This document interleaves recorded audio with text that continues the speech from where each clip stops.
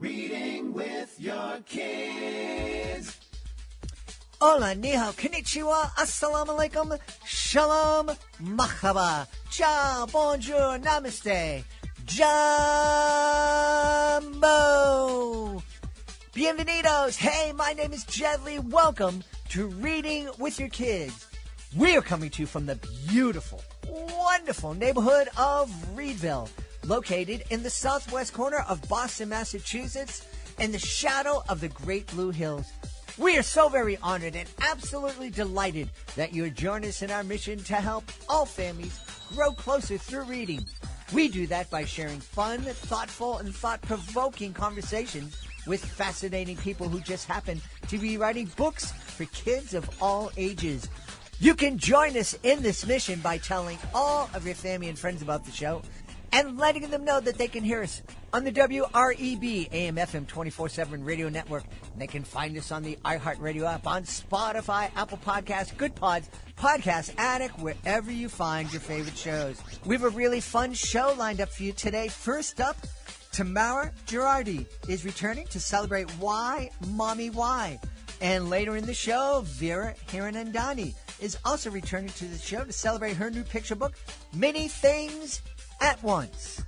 We'll also be taking a listen back to a conversation we had in 2017 with young Indian author Mohik Parikh. This episode of Reading with Your Kids is brought to you by We're Going to the Dinosaur Forest, written by Marie Nichols. Marie Nichols was recently on my Connecticut Book Festival's podcast, and what a delightful woman. One of the things she said really struck home with me. She said, parents nurture with care, siblings are taught to share, but grandparents embrace the dares. We're Going to the Dinosaur Forest is a colorful, fun-filled book where this grandmother dares to embark on a wild journey with her grandson into the dinosaur forest. It's available on Amazon. It's also available on bookshop.org. You and your kids and you and your grandkids are going to love this book. It's We're Going to the Dinosaur Forest, written by Marie Nichols. Hey families, would you like to share a miracle with your kids? At the Wolf Conservation Center, hope was fading. The endangered Mexican wolves dreamed of a pup, but none had come. Until one tiny miracle changed everything. Meet Trumpet, a real-life wolf pup whose incredible birth brought joy, hope, and a lesson in conservation. Trumpet the Miracle Wolf, written by Leocadia George, is a heartwarming true story that will inspire your whole family. Teach your kids the power of hope, love, and protecting endangered species. Get your copy today and join the wild adventure.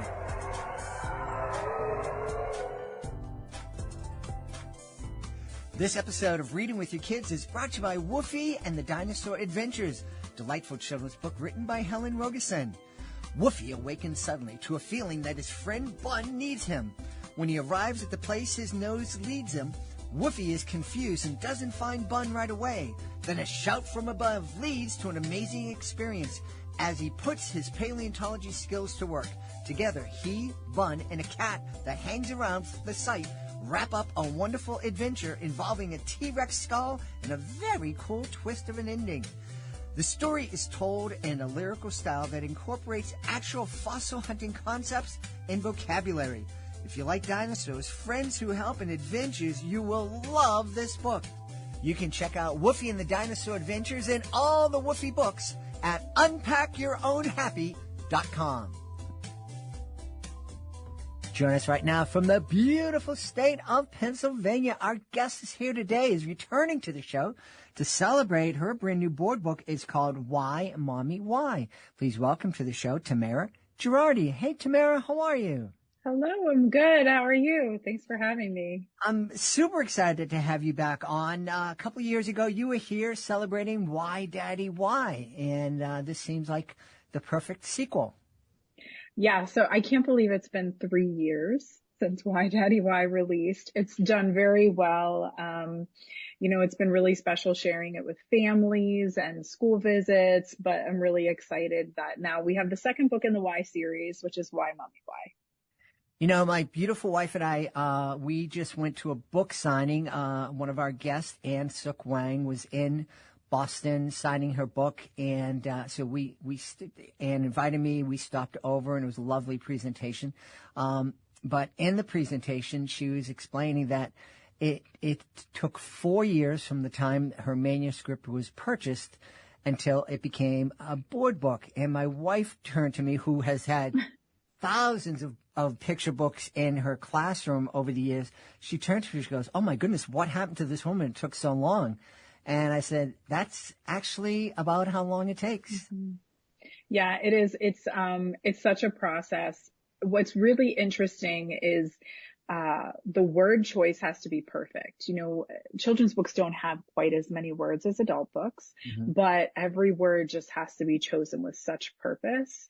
So when we developed Why Mommy Why, we were really considering, what were the connections to Why Daddy Why? We had a couple of, answers that were similar or concepts that were similar, but I wanted to also bring in something new. But also, we just wanted to make sure we were representing women and mothers in the best possible way. So what kind of questions were we asking and how did that come across? So that process was, it was involved. But then once you get the words perfect, then you have the illustrations, which takes, a long time. And it's such a wonderful, exciting process to see the sketches come in first and then to see after that, kind of all of the color go into place. So I usually do school visits with kindergarten and pre-K, obviously, since it's a younger group, a younger book, but what I love to do with second and third graders is show them the original sketches and then show them the final product so that they can kind of see that process and how it evolves. But yes, it takes a long time to get from point A to holding the published book in your hands. We actually have 2 other books scheduled in the series, a grandma book and a grandpa book, and they're not scheduled for release until Grandparents' Day of 2027. So yes, a while. Goodness, this is, wow. So it's going to be hard for those kids who fell in love with Why Daddy Why and Why Mommy Why to run out and get the next in the series. Yes, it's going to be a while. And the funny thing is, although the series will be, developed at that point, when I first wrote Why Daddy Why, it was inspired by my daughter who was 4 and she just turned 10. So, and then Why Mommy Why, I kind of went to the expert, which was my son who's 6 now. He was 4. So he gave me a couple of questions that I might consider for the book. And that was really helpful. So these kids that have loved Why Daddy Why are maybe a little bit grown up by the time Why Grandpa Why comes out. So it should be interesting. Yeah. Tali, you spoke about, doing a lot of contemplating with the team about the different words and what kind of questions are we going to ask. Can you go a little bit more into that? I'm imagining there are some people home thinking, you read into a 3 or 4, you just want to keep the kid entertained and look at the pictures and, Right. But I'm thinking that you folks were more concerned with some underlying, messages that the kids might pick up on. Yeah, absolutely. So it was fun when I asked my 4-year-old what kind of questions he had, because ultimately for the books, we want the questions to be really natural questions that children would ask. And the responses are always developed in a way that kind of lead us back to how much love there is in that relationship between the cub and the daddy or the cub and the mommy, depending on the book. But with women and, some feminist issues, and I'm an English professor, so I teach feminist literary criticism as well. So, there are certain questions that if you ask a woman, like, why do you work? Or, why are you in the kitchen? Or, different things like that. Those are probably kind of the most obvious questions that I feel like bring up some feminist issues that we really want to celebrate women in many different ways and forms, kind of in unexpected ways. So there's a question in the book, why are you so strong? Which I think is wonderful and beautiful to kind of celebrate that strength. that a mother has. And that can be interpreted obviously in a lot of ways. But, I just really wanted to make sure that the questions that we're asking are celebrating the dynamics and dimensions of women who in our society take on so much and are so incredibly strong and vulnerable at the same time. So it was definitely a challenge. Yeah. It's funny. I just flash back as you were talking about strong women. I flash back almost 100 years ago. I was out at a playground in the sprinklers here in the inner city. And I stepped on a piece of glass and I sliced open the bottom of my foot. I was there just with my buddies and I didn't want to spoil their fun. So I just walked home on my heel with the blood. Oh, no. And I walked home about a mile, and my mom, when I walked in, my mom saw me. She freaked out and picked me up and carried me. We lived across the street from an emergency room. She just ran across the street and carried me over. And I'm like, Mom, I just walked home a mile. But she was strong mama bear who was like, no, and she carried me in. And as you were talking about strong women, that just flashed. And I've certainly been blessed to be able to be surrounded by very strong women all of my life. That's lovely. I mean, how wonderful is that you can say that and that you have those really remarkable memories. And, I think while we celebrate the strength that women have, it's also important to think about the vulnerability and the struggles. And sometimes I feel like because women are so strong and they take on so much, we almost give them more to take on. So I think we're kind of in a really interesting cultural moment where we're having those kind of conversations about the mental load that moms take on and different things like that. So, I really love having those conversations. I kind of love sociology. I'm a little bit fascinated by sociology and how things evolve and develop and those conversations take place. So I feel like that's something that always comes to the surface in my books, whether they're the children's books or young adult novels. And in my literary theory class right now, we're actually talking about ethical literary criticism. And that's kind of part of it is what are the ethical questions that are raised in the book and what ethical considerations do we have as readers? And I think that's really important to be thinking about in our society right now. Not that it hasn't been in the past, but it's an important consideration right now for sure. Yeah. I'm really curious. Did either of your sons' suggested questions make it into the book or were massaged to be able to make it into the book? Yes, there is a question in the book. It's why do you take pictures? And I thought that was a really beautiful question. I think my son asked me, why do you take so many pictures, Mom? I think is kind of how it was. But, I with a lot of the questions that our kids ask, we kind of tone down the snark a little bit. But, so in the book, there's a question about pictures and it kind of celebrates family memories and treasuring the memories and things like that we have as a family. So I thought that was really important. And there's another part of the book that is interesting, kind of talking about those connections between why daddy why and why mommy why. The very first spread in both books has a different question, but the same answer. So the question in the daddy book talks about the length of the dad's arms. And in the mommy book, it's the, why are you so strong? And the answer is so I can scoop you up into the biggest, best bear hugs. And of course, my characters are bears, but, I love that because as my kids are getting older, people always say little kids, little problems, big kids, big problems. So my oldest is 13. And, so he's just starting middle school and I have another that's in 6th grade. So as they get older and they have more complications with friends and then boyfriends and girlfriends and, college and a lot of different, issues that kind of come up for them, it's really interesting to me how powerful hugs are.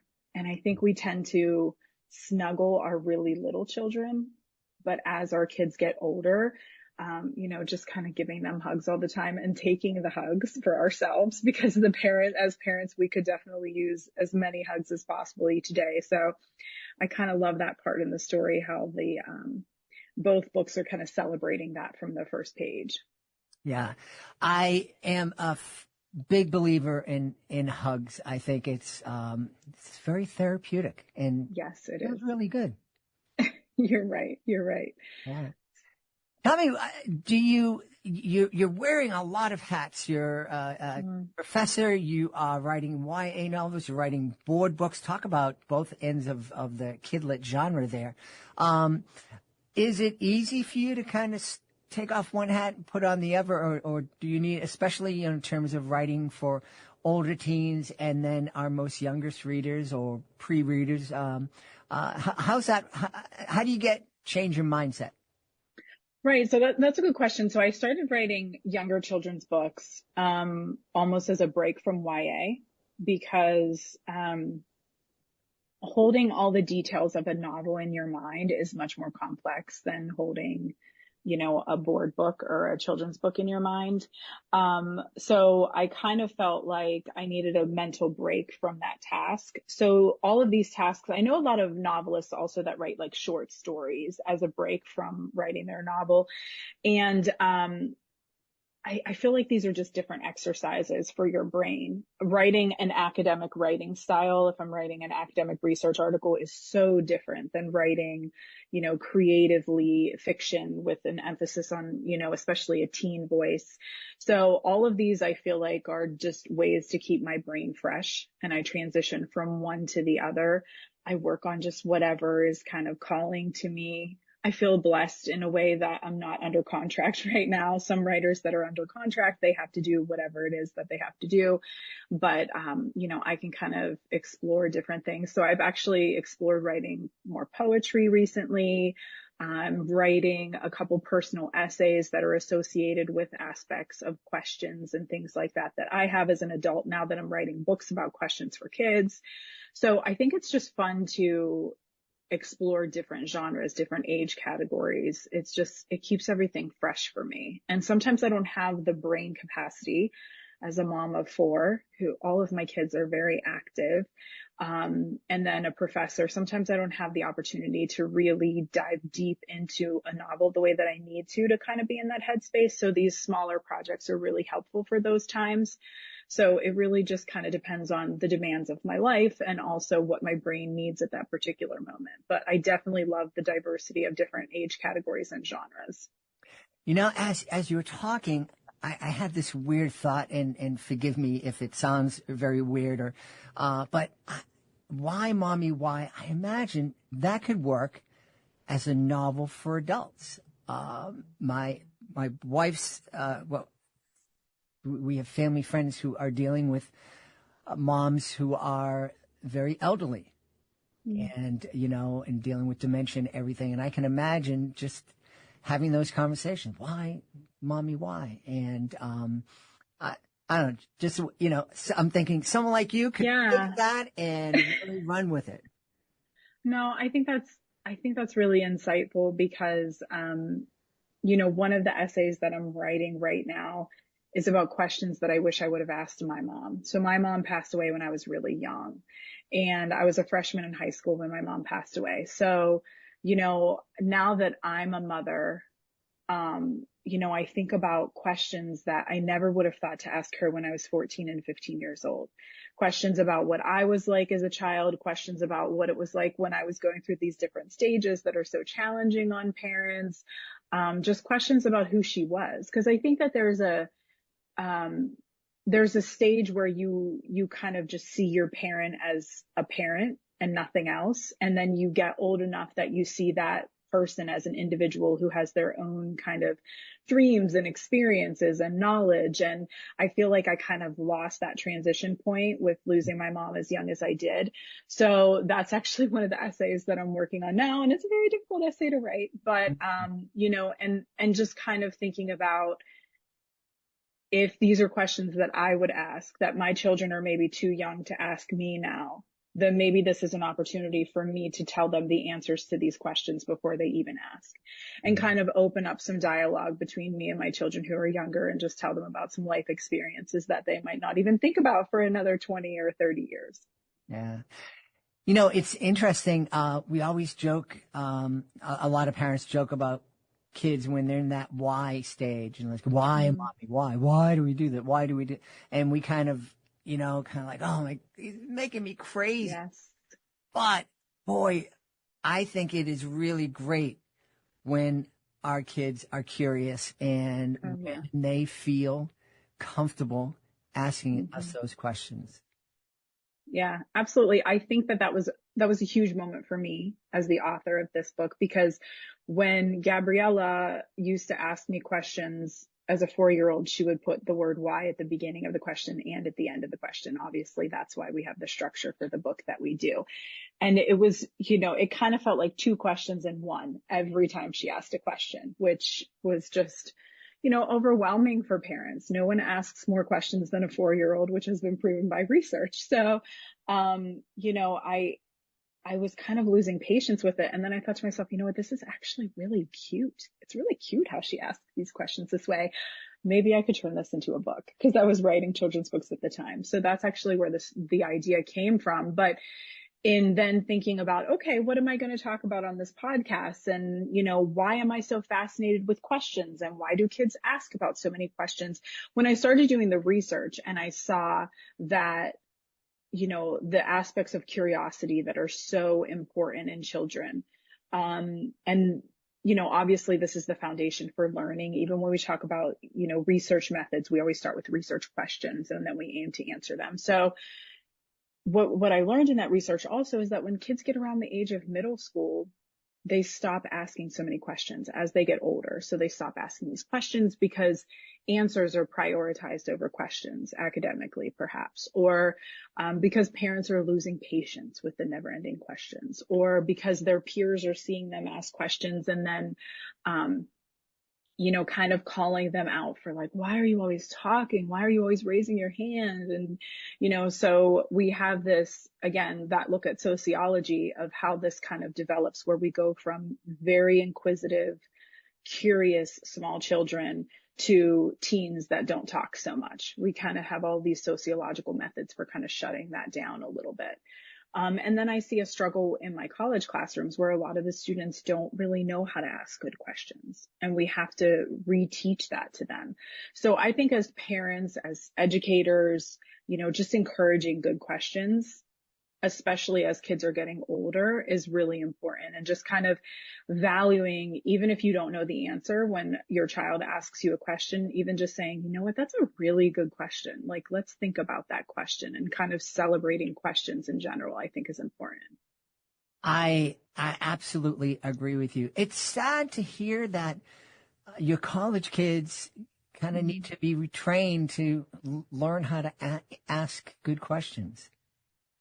It is. And it's difficult because it's not very practical. So, we'll get things like, I don't understand this assignment, or I don't understand what you want here. Instead of, I read the assignment and I understand this part of it, but when you say this phrase here, it's not making sense to me how this phrase connects to this phrase. Can you explain that a little bit more? So when we get to those very good specific questions, as educators, we can say, oh yes, absolutely. We know what the student needs. We can give the student what they need. The student can learn. But sometimes if we don't have a good question and we misunderstand the question and we give an answer, it's not always necessary. Like, students are not necessarily going to ask a second question. Mm-hmm. They might think, oh, she doesn't understand what I mean, or, I just don't get it, or there's something wrong with me. And there's kind of a breakdown in the learning process there. So it's really, really important to just try to be as specific. And I try to coach my students to be as specific. Give me as many details as you can. Tell me what you've done and what you haven't done. And I teach online. So I have the benefit of seeing the students' progress, everything in the course shell that they've read, what they haven't read, how much time they've spent reading certain files. So when they have questions, I can always go and look at that and say, okay, all the answers to your questions are in this file and you never accessed it. So go to this file, read through it, and then let me know what questions you have. So I have the benefit of that kind of tracking of technology, but in a face-to-face classroom, those faculty members don't really have that. Wow. I know I asked one question in college and it stopped me from asking any more. Oh, no. Yeah, no, I wrote a short story at home and I asked my English teacher to read it. And the next day I said, so what did you think? And his answer was, do you want me to tell you the truth? Or you want to tell you what you want to hear? And I don't know what the expression on my face was, but he just walked away from me. Oh, no. Wow. That's so interesting. It's funny because I think I teach creative writing as well. Mm-hmm. And I don't grade students' creative pieces. I grade the reflections of the creative pieces so that we can look at what have you learned? What was your purpose? What is your thought process? I just want to see them thinking about their choices. And, you know, I think it's interesting because if a faculty member is really heavily looking at the content itself, there's a lot of criticism that the students probably aren't really ready for. They need to work through their own processes, their own ideas, and their own, creativity before we can really get to, okay, let's look at the actual content itself. That's much more of a higher level college or master's level process. Mm-hmm. Mm-hmm. Well, thankfully that teacher prevented me from getting to that point. Oh, no. You should go back. Take a creative writing class. Maybe I will. We should tell everybody where they can go to find out more about Why Mommy Why Daddy Why, find out about your YA titles, and maybe find out a way to ask you a question that's deep and Yeah, ask me good questions. Absolutely. So my website is the best place to start. It's just tamaragirardi.com, which is super simple. I have all my social media on there. The books are listed on there. I have a contact form. And of course, you can sign up for my newsletter to receive some information. I always send out really fun things too for the books. Some educational materials, coloring pages. On Father's Day, I sent out a greeting card that kids could color and, give to their dads. And I'll do the same for Mother's Day. So you can kind of sign up for the newsletter to get all those fun things over time. And, my publisher is Familius. So Familius's website is fabulous. This publisher, I'm so grateful for them. I've had a wonderful experience with them, and they publish some really, really remarkable books. So I would definitely check out Familius's website and follow them on social as well.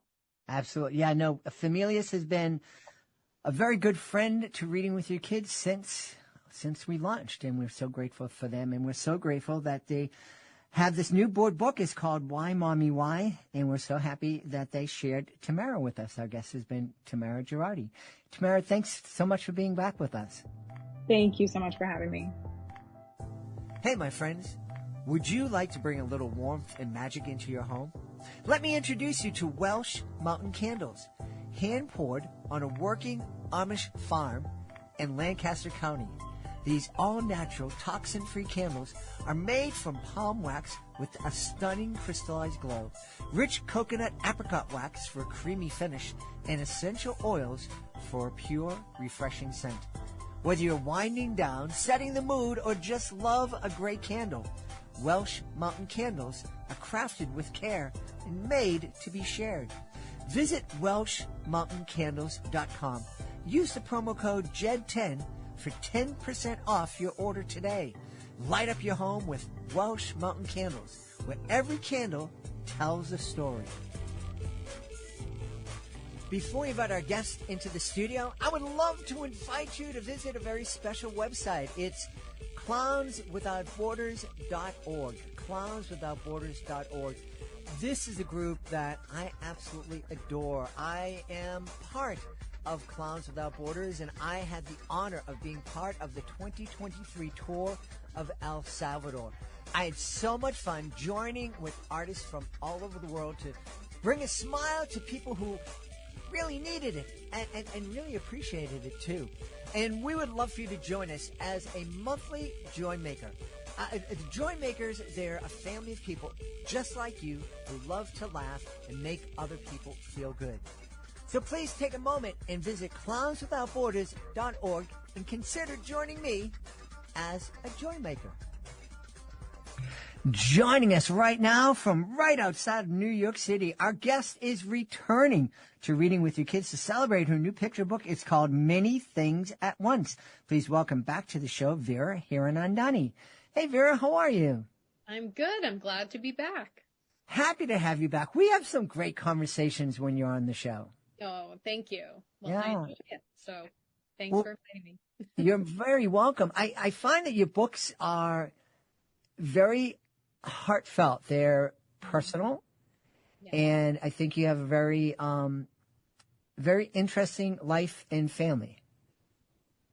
Yeah, I I mean, for me, right, it's just my life and my family. But I think growing up, I grew up in a small town in Connecticut, and my background wasn't very common, certainly not having both cultures in one household. So my mother is Jewish and was born in the U.S., and my father is originally from India, and he had to leave his home during the partition and went from what is now Pakistan over the border, the new border of India, and went to Jodhpur and then eventually Bombay, now called Mumbai. And then they met in Poughkeepsie, New York, as I say in my new picture book. And so when I grew up, I started to realize that this wasn't common in the families around me. And then I felt really different.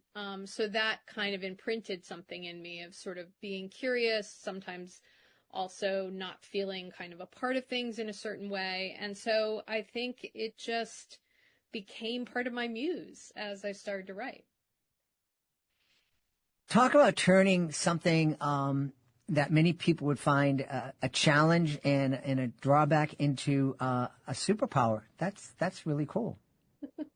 Yeah, I think part of it was that I was a pretty shy kid, and I tended to sit in the back of the classroom and not want to be called on and not raise my hand. I wanted to sort of be invisible a little bit.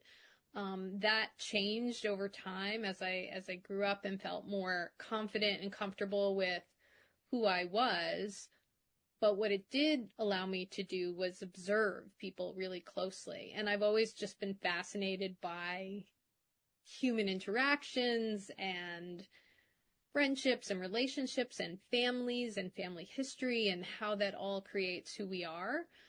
And so I think that helped me capture a lot of details or absorb a lot of details about human interactions in the communities that they're in a way that I might not have if I wasn't quiet and shy and observational. And I think that's part of what made me enjoy writing, because it was a quiet way that I could kind of take all of that information in and sort of synthesize it and express myself. So I always wrote when I was a kid. I didn't know I was doing it in that way. It was just something that felt fun or, kind of an important way to process my feelings or a way to escape, because I was making up different worlds.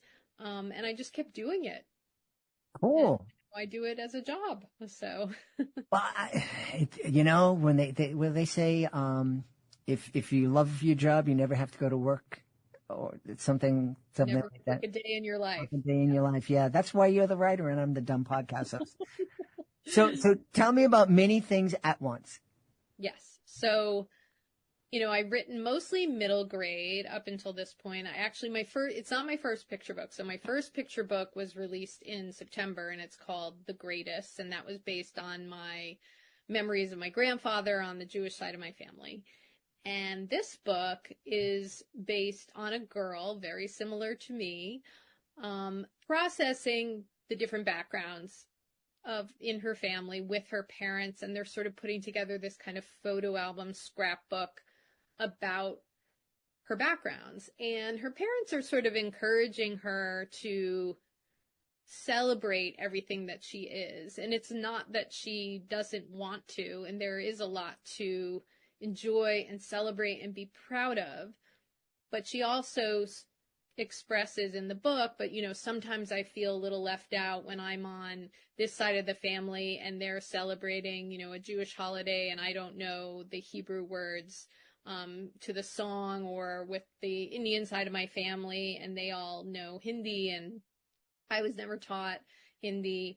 And so I can feel even a little outside of things in my own family. And then sometimes at school, I wonder, if people have parents from the same background, I can feel a little different. But then she makes connections of other kids she knows with multicultural backgrounds, and she wonders, are they having the same experience as she is? So she's really making space for the reader and for herself for all of the feelings, the many feelings at once that she has. Because sometimes I see books that focus more on, this is something you should be proud of and celebrate, and that's it. And, if you have any other complex feelings, maybe you might feel like bad about that, or that there isn't space for that. So that was part of what I was trying to do.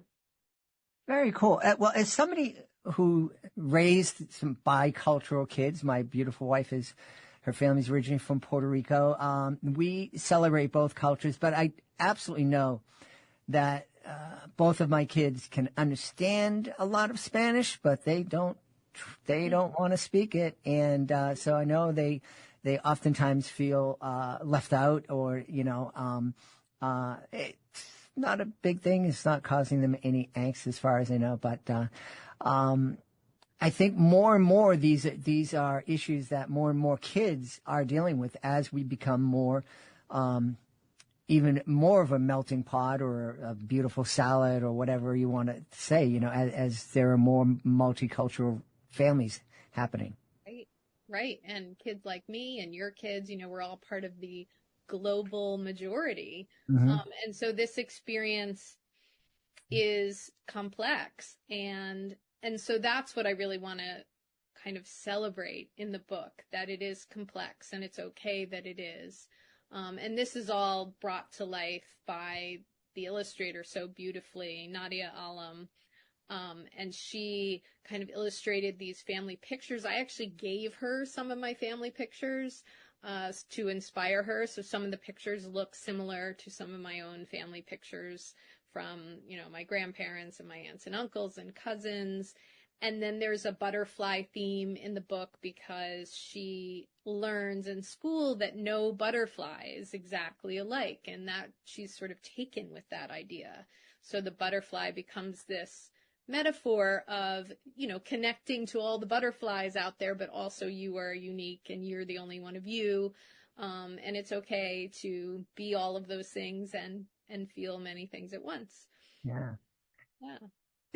Do you find it difficult to jump between genres from middle grade to picture book, or is it like, this is something new and I'm really excited about this? I feel many things at once. Picture books have been a real challenge. I'm really proud that I finally published 2 of them. I have files and files. I would say stacks and stacks, but these days it's more like Word files on my computer of half-started manuscripts and things that just didn't click, didn't kind of feel right. A picture book is so challenging because it only has about 500, 600 words in it. And so when I'm writing a novel, I can kind of wander off this way and wander off that way and explore something over here and explore something over there. And then in the revision process, figure out the pathway and the plot. But it just allows for a bigger journey in that way. And I'm more used to that, even though it takes a lot longer. So for a picture book, it's more like maybe you write the draft in a day or 2. And then you revise it, 50 times over a year just to get it right. And so it was really hard. I found it very challenging to get it right. And even now I'm trying to experiment with some new manuscripts, and it's a hard one to really lock in. So I found it quite challenging. I bet a lot of people would kind of shake their head and go, but it seems so simple to write a picture book. Yeah. I think it's about that first impression. You have to do so much with so little. And you also are leaving room for the illustrator to kind of pick it up and create the visual story that goes along with it. And so you don't want to describe too much, but you want to describe enough, and you don't want it to feel like you're teaching the reader something. You want them to just experience the story however you are. But of course, there's going to be some kind of theme and some kind of story and perhaps some kind of message that you're including, but not in a way that, sort of tells the reader what to think, or imposes something. You want to kind of just create that space like a poem, for the reader to interpret however they're going to interpret. So there's a lot you're doing with just a few words, and it's hard. Now, is that idea of I need to leave some room for the illustrator. Is that front of mind as you're creating the manuscript? Not in the beginning. Certainly in the first few drafts, I'm just trying to see the story. I tend to overwrite it first, maybe make it twice as long as it needs to be. And then that gives you the freedom to take out what you don't need. Like maybe you are over describing things, or you have to think about where, you might describe one butterfly, but then the illustrator is going to create, more butterflies, or kind of just take that clue and run with it. So you don't necessarily have to kind of describe everything that the reader is going to see on the page. So yeah, that just comes with revision, and then finally seeing the sketches of what the illustrator is interpreting, and then maybe doing another revision that way to kind of match up your visions together. So it's a very different process, and it's a very visual process. I bet. Have you ever had the experience where you get the sketches back and you look and go, what did you read? No, I've only been through the experience twice now, and I worked with two brilliant illustrators, and it was like such an emotional, beautiful experience to see the way my words were brought to life in ways that I could never expect. So I've been lucky that it's been a really incredible experience, and it's very emotional because my stories are so personal, and then I see it brought to life in this visual way. And so there's definitely like sometimes a few tears involved. You do write and share so many things about your own life. As you're doing it and rereading it and working on the different revisions, does it change the way you perceive yourself in your childhood at all? Yeah, I think that every book changes me a bit. And I think it's the way that I've chosen to kind of process who I am and where I've come from, and just thinking about, how somebody kind of arrives in the universe at the point that they do from the background that they have, and what, not everybody necessarily will know everything about their background, but I have been lucky to be able to know at least a few generations back what my grandparents and my great-grandparents experienced, and how their lives were so different from mine. And then I'm here kind of synthesizing all of that. That still blows me away. And I think I've become more and more aware of that the older I get. And now I have kids, and I'm watching them grow, and appreciate, they're that next layer of how they came to be and what their background is. So I'm like endlessly interested in it. And I think it has created more of I guess maybe a confidence in my voice and just who I am. So it is in a way a healing process. Yeah. One of the things I hope families will talk about as they're reading many things at once is just start conversations about the different members of the family that the kids may not ever have a chance to meet, and to just start talking about that history. My daughter never had a chance to meet my grandmother, but she can tell you all about her. We had some great conversations about her and my dad, and and I think that's just so very important. I think so too. I think it helps younger generations sort of kind of respect their older relatives. I think that's just so important, and that's something that's been valued in the culture of both sides of my family. And I also think that my grandparents, on both sides, went through really difficult times, and to kind of respect what they went through. My grandfather had to leave Poland in the 1920s on my mother's side of the family to escape pogroms, and was lucky enough to leave before the Holocaust, and then came to the U.S. And then my father's parents, my grandparents, had to pick up everything and leave and cross a border during the Partition of India. So so far, my family and my kids haven't had to experience anything like that.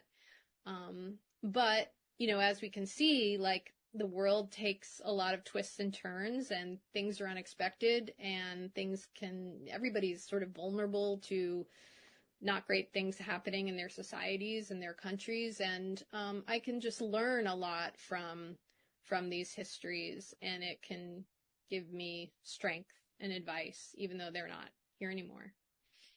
Isn't it sad that both sides of your family and so many millions of people around the world have suffered because of religions which are supposed to be all about loving each other?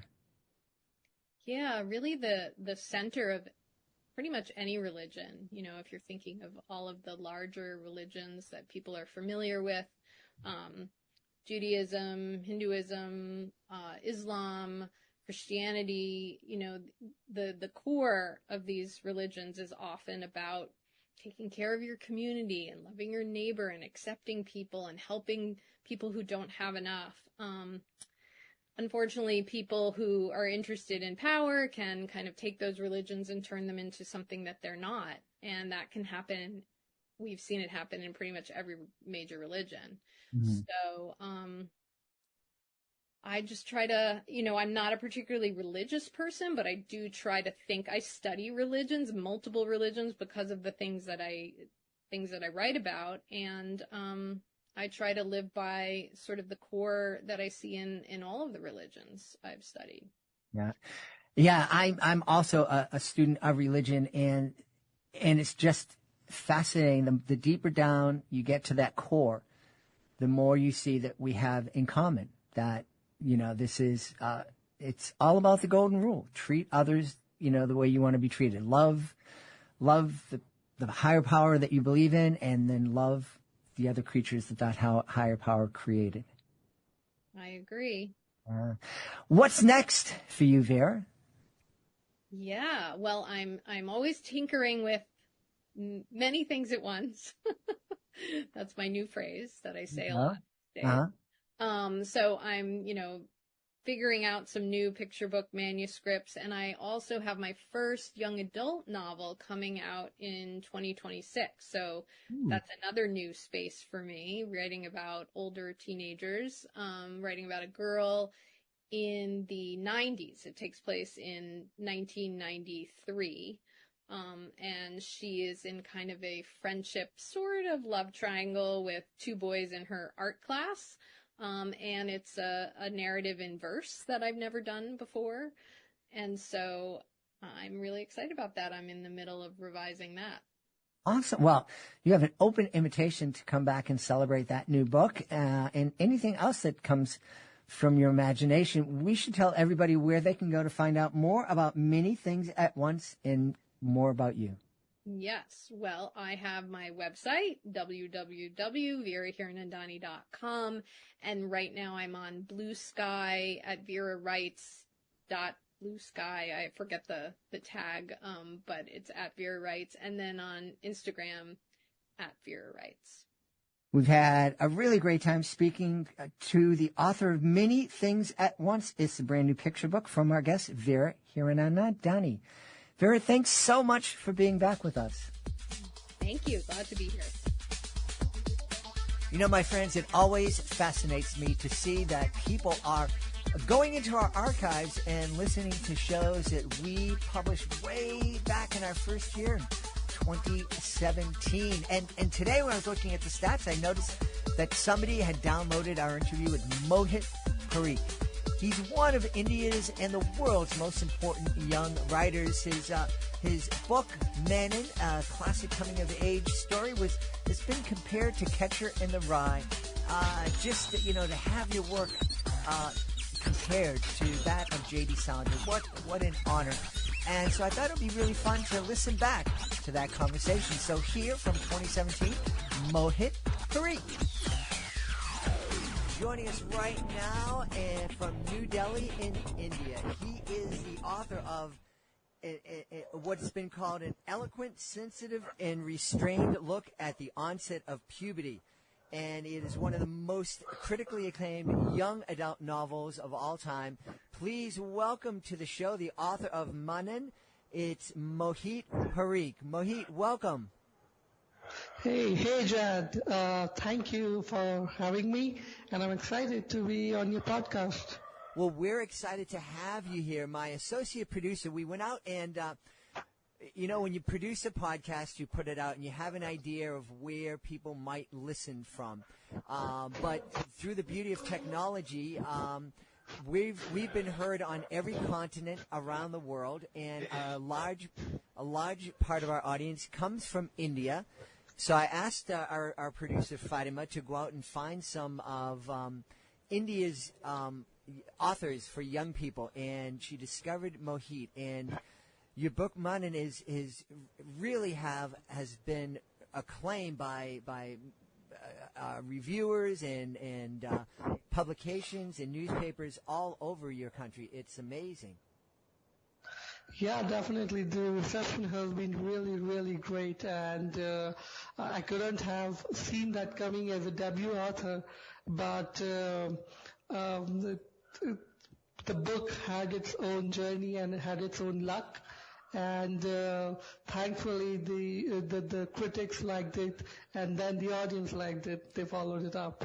Yeah. So I'm super happy. Yeah. And I hope your audience the book reaches to your audience and they enjoy it as well. Well, I think one of the things that's interesting is that now folks should know this isn't a book that you're going to sit down with your 4 and 5-year-olds, cuddle up on the couch and read together.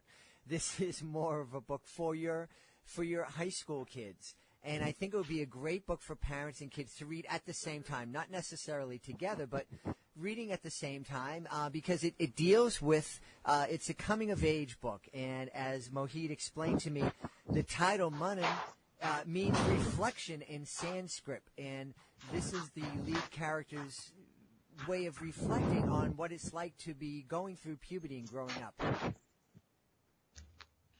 Yes, definitely. It would be too awkward for a parent and a child reading it together, because it's about growing up pains of a 15-year-old kid, and that's the age probably it suits the most. So and the reflections are kind of universal for any kid going through that age, when there's so many questions and so many changes in your body occurring at the same time, and generally there is a lot of misinformation. So here's a character who reflects on the pertinent or the incoming changes, not just in their body, but psychologically as well. And it's, I think it will be really nice to enter into the world into the mind of Manan. Yeah. Yeah. And I think one of the things that's great is for us, and also, I know I grew up many years ago, before technology, actually, I think it was right before the wheel. That's when I was in high school. But we read a book. It seemed like everybody read a book called it just slipped out. Catcher in the Rye. Yeah, and one of my favorites. Yeah, and I remember reading that and thinking, whoa, somebody else is having the same kind of thoughts. Someone else is going through the same kind of challenges and fears and awkwardness. And so I think this is a beautiful book, and I think it's really helpful for kids, teenagers, to kind of read this, to know that they're not alone, that they're not weird, and they're not experiencing something that's completely unique to them. Yeah, that's very well put. And funny you mentioned Catcher in the Rye, because the book has been compared with Catcher in the Rye. In fact, it's been called the Catcher in the Rye of India. And it has been called the Catcher of the Rye in India. And the reason for that is because there is a statement on the state of society as well, just like in that book. And so the book is set in 1998, before the advent of internet. And that's when our worlds were smaller, weren't they? We would live in a bubble of a middle-class society where we would think the world is enough for us. We would have definitely heard of places like Sudan or Japan even, but there would be places on the map. And not particularly we would have a direct idea of how large the world is. And that's an implication of, us not having a larger worldview. And that's when you have questions, you feel stuck. And I think the comparisons with Catcher in the Rye, very appropriate. Thanks for calling it that. We hope you've enjoyed this episode of Reading with Your Kids and will join us for the next exciting episode of the show. Hey, if you are so inclined, I'd really appreciate it if you could leave a 5-star review on whatever platform you're listening to Reading with Your Kids from. Of course, we love Good Pods, iHeartRadio, Spotify, Apple Podcasts. We love all the platforms that carry Reading with Your Kids, and that's all the platforms that carry podcasts. And if you're listening to us on the WREB AM/FM 24/7 radio network, please let your local station manager know that you appreciate them carrying Reading with Your Kids. We'd love you to connect with us on social media, facebook.com/readingwithyourkids, @readingwithyourkids on Instagram, and @GentlyMagic on X. Our YouTube channel, youtube.com/readingwithyourkids. Our website, readingwithyourkids.com. And our guest today, two folks that we want to thank very much for joining us, Tamara Girardi. Please be sure to check out Why Mommy Why. And Veera Hiranandani. Please be sure to check out Many Things at Once. My team, they are amazing. Fatima Khan, Chris Doherty, Rory Grady. I want to thank my amazing, beautiful, and oh so supportive wife. She is just the love of my life. And we all want to thank you. Thank you so much for taking the time to join us today. And as always, thank you so very much for taking the time to make the world a better place. And you do that every time you read with your kids. I'll be looking for you in the next episode of Reading with Your Kids.